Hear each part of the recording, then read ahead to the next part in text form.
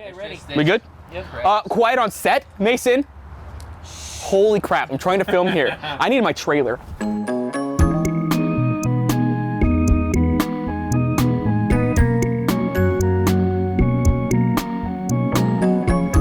What's going on? My name's Kyle. I'm the social media guy here at Camp Chef, and I just made these ribs, these 3-2-1 style ribs, and we're gonna show you how easy it is to make them taste incredible.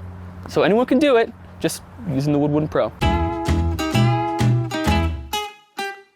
I know we're gonna get a lot of hate about this, but 3-2-1 ribs may not be the preferred style of cooking ribs for a lot of people, but it is by far one of the easiest ways. And so we wanna show you how good these bad boys can be just by using the Woodwind Pro and how much different they taste. So first, we need to start with cutting up the meat and getting all that excess off of there.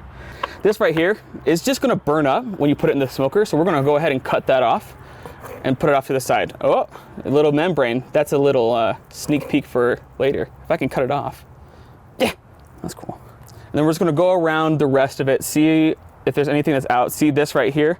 That's just coming off. So we're gonna go ahead and cut that off. Go look at the back. There's this little glob right here that we wanna take off. Next thing we're gonna wanna do is we're gonna wanna pull off this membrane. Next thing we're gonna wanna do is we're gonna wanna pull off this membrane. So I know you've probably seen it around social media a lot, but this bad boy is notorious for being hard to take off. It's kind of hard to grab with just my fingers, so I'm gonna grab a little paper towel and then grab it like this and then just take it off. If the rib gods are willing, oh, we haven't appeased them apparently. There we go. Ah, oh, we got one more strip in the middle. That's all right. It's not perfect. It's not gonna be perfect. And that's okay, they're happy little accidents, right, Bob Ross? You could also score it. I've seen a couple people do that, and that makes a pretty good, that accomplishes a similar thing, where it takes all of that terrible gooey sliminess out of it, and you can just have a nice rack of ribs without that little silver skin thing on the bottom. I don't know, is it silver skin, Mason? Technically a lining of the inner ribs. Lining of the inner ribs. That actually looks pretty good, to be honest. There's a little bit of flap right here. We're gonna try and take off. I need a sharper knife.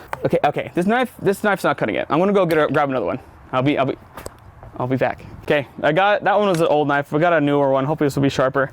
Oh yeah, that's much better. We got that down. Now it's time to season. We wanna make sure that these are nice and dry. I got a bottle of spicy brown mustard. This is all we had in the kitchen.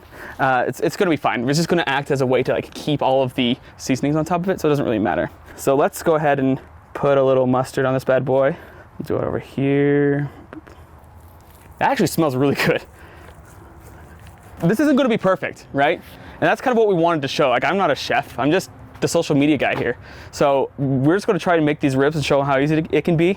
So feel free, roast me in the comments, tell me what I'm doing wrong, but for the everyday person, that's what we're trying to show, is how big of a difference this bad boy can make. Seasoning, I have a bowl. It's a nice bowl. So I have about a cup of brown sugar, little over like a half cup of salt, maybe not even that, I don't know. Eyeballing measurements is hard. We had some really coarse ground black pepper. Throw in a couple of tablespoons smoked paprika. We got some onion powder, some garlic, cayenne pepper, dried mustard. And then this is my little secret weapon. This is popular or not, but I love like the fall, autumn, winter flavors. So this right here is allspice, and where it kind of has like clove and nutmeggy type stuff to it. And I love that on ribs. So I'm gonna throw this one in here. I think it's so good. I didn't grab a freaking mixer, like a fork. You wanna grab me a fork, Mason? Yeah, I got you. I forgot a fork. It's my first time. Thank you, Mason, I appreciate that. I forgot this, but we're gonna go in here. We're gonna stir it all up even more. It's a lot of brown sugar, honestly. I'm gonna do it with my fingers now. I'm gonna put on a glove. We got that mixed up. And then I'm gonna make sure that I do it kind of high, because I like to make sure that the higher you go, the more evenly dusting it's gonna be. I think it's gonna be great. Let's throw that on there, and then we're just gonna pat it in. We don't wanna like rub it in. Just give it a nice pat, make sure it sticks. It shouldn't be called a rub, it should more be called a pat. Now we have it all seasoned and ready to go. We're gonna do a little experiment. Here we have the Woodwind Pro. We're gonna turn it all over here to 225. And so we want it to be a little bit lower to make sure all the fats render down and all that intermuscular tissue really starts to break down. And we wanna make sure that that smoke flavor also penetrates in there nice and deep like Okay, and then we're gonna open up this lid, let all the smoke out, the dirty smoke at the beginning. You wanna put your chunks in at the beginning of the ignition cycle, the startup cycle. So here we have some nice cherry chunks in here. Close that up, open up this smoke valve, and then let those bad boys ignite. So we're actually going to test this. We're gonna put one here in the Woodwind Pro, the 36, beautiful, wow. With the smoke box. We're gonna see how big a difference that makes with the smoke box versus just like a normal pellet grill. All right, so we just had a preheating. It's 223, so we're good to go in. We're going to keep the smoke level of this one on 1 to make it even, a more even comparison between the two. But we're gonna throw these ones on and let's go. The reason it's called 3-2-1 ribs is because you wanna let it sit on low for about 3 hours unwrapped, and then you're gonna take them after 3 hours. We're gonna wrap them in some tin foil, let them braise a little bit. We're gonna add some little special sauce in there, and then for about 2 hours, and then in the last hour is gonna be where we glaze it with our sauce.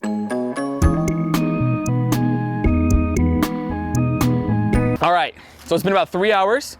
I think they're about ready to come off. And this is one thing that I found works really well, is I put down 4 layers of foil here. So I have 4 here, because I'm gonna double wrap both of these racks of ribs. And what we're gonna do is we're going to put down a nice little base of brown sugar on the bottom, right here. Boop, boop, boop, boop, boop, boop. So we're gonna add in a couple pats of butter. I like to do like 3-ish, boop, and then place it on.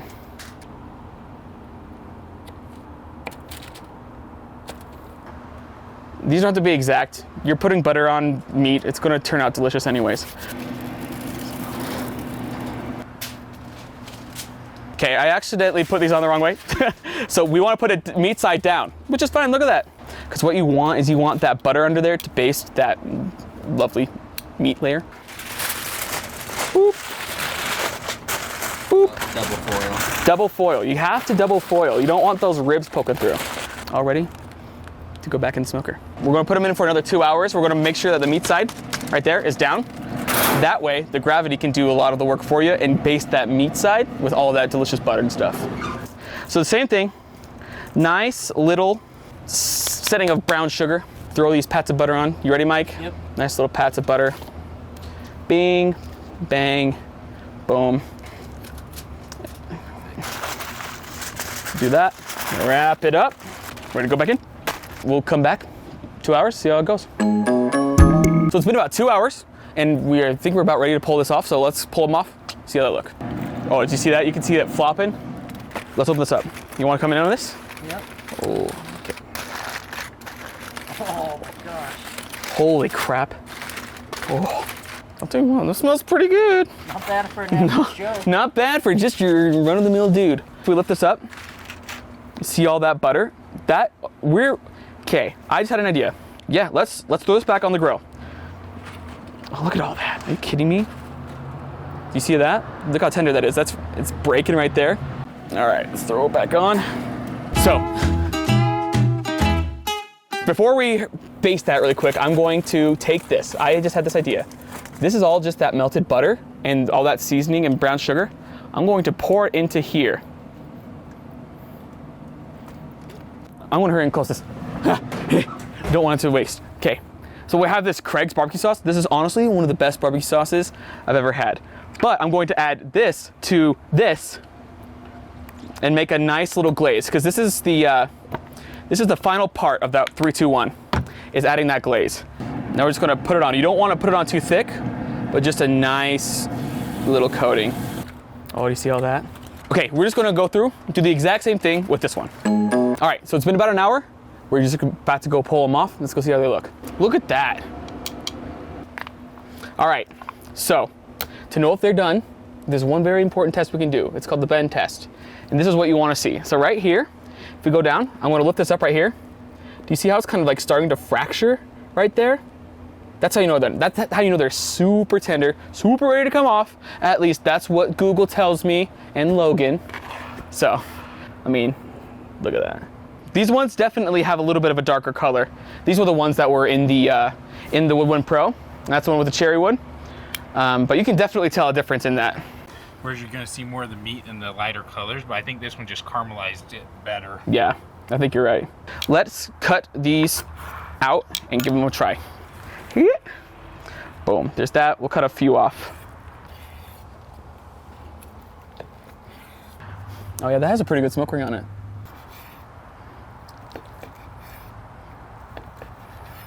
This one, Woodwind Pro. This one was just a normal pellet grill. You can see here around the edge, look how much darker that is. That is just pure flavor right there. And that comes from the smoke box. Compared to this one right here from a normal pellet grill with just pellets, you're still gonna have a nice smoke flavor, but not quite as nice as you're gonna have with the Woodwind Pro. So should we give them a try? Yeah? Yeah. All right, let's try this one. Look at that. I know some people don't like this. They don't like how it falls off the bone. They don't like it tender. That's one thing that 3-to-1 ribs actually does give you, is that fall off the bone. I like it better. That, you get that smoke. Yeah, that's freaking delicious. All right, this is one from a normal paddle smoker.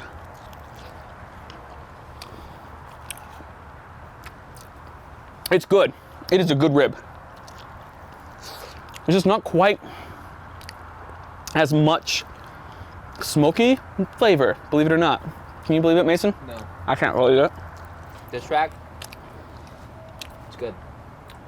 Yeah? That was a normal pellet smoker though, huh? Yeah, how could you tell? Not as much smoke flavor as I'm used to. No? You've been cooking on Woodwind Pro, right? Yeah. Yeah? Yeah, boom, try that one. Okay, moment of truth. Yeah, examine it, get all the flavors in the gullet. Letting it settle. Let it settle. All right, and then rib number 2. That one has a lot more smoke flavor. We did it. We did it, ladies and gentlemen. So that one was the one from the normal pellet smoker. Yeah. That was the one from the Woodwind Pro. Not surprised. There you have it. It's not that hard to get a lot of really good smoke flavor. I'm just a normal dude. Like I haven't smoked a rib until like, I don't know, maybe 3 months ago.